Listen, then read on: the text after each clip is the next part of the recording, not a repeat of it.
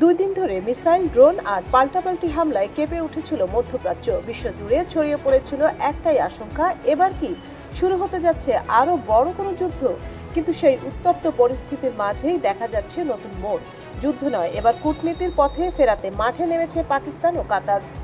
দুই দেশই ওয়াশিংটন এবং তেহরানের সঙ্গে জোরালো যোগাযোগ শুরু করেছে, যাতে দ্রুত সামরিক অভিযান বন্ধ করে আবার আলোচনার টেবিলে ফেরা যায়। এদিকে যুক্তরাষ্ট্র জানিয়েছে সংঘাত বাড়ানো নয়, তারা এখন কূটনৈতিক সমাধানই চায়। তবে একটি বিষয় স্পষ্ট, ইরানকে কোনোভাবেই পারমাণবিক অস্ত্র তৈরির সুযোগ দেওয়া হবে না। সংঘাতের আগে ইসলামাবাদে যুক্তরাষ্ট্র ও ইরানের মধ্যে কারিগরি পর্যায়ে বৈঠকের প্রস্তুতি চলছিল, কিন্তু সাম্প্রতিক হামলার কারণে সেই আলোচনা আপাতত স্থগিত হয়ে গেছে। পরিস্থিতি স্বাভাবিক হলে পাকিস্তানেই আবার নতুন দফায় বৈঠক হওয়ার আশা করা হচ্ছে। সাম্প্রতিক সংঘাতে যুক্তরাষ্ট্র ইরানের প্রায় 90টি সামরিক স্থাপনা হামলা চালানোর দাবি করেছে। তাদের ভাষ্য, হরমুজ প্রণালীতে জাহাজ চলাচলের নিরাপত্তা নিশ্চিত করতেই এই অভিযান।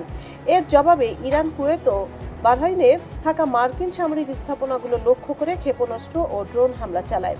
একই সঙ্গে ওয়াশিংটনকে আরও সামরিক পদক্ষেপ থেকে বিরত থাকার হুঁশিয়ারিও দেয় তেহরান।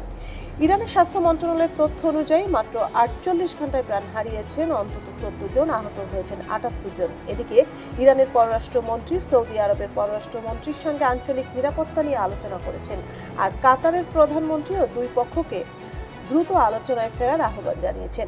এখন সবচেয়ে বড় প্রশ্ন, মিসাইলের ভাষা কি থামবে, নাকি মধ্যপ্রাচ্যে আবারও জড়িয়ে পড়বে আরো ভয়াবহ সংঘাতে? সেই উত্তরই এখন খুঁজছে পুরো বিশ্ব। সঞ্জিতা তিথি, সারা বাংলা।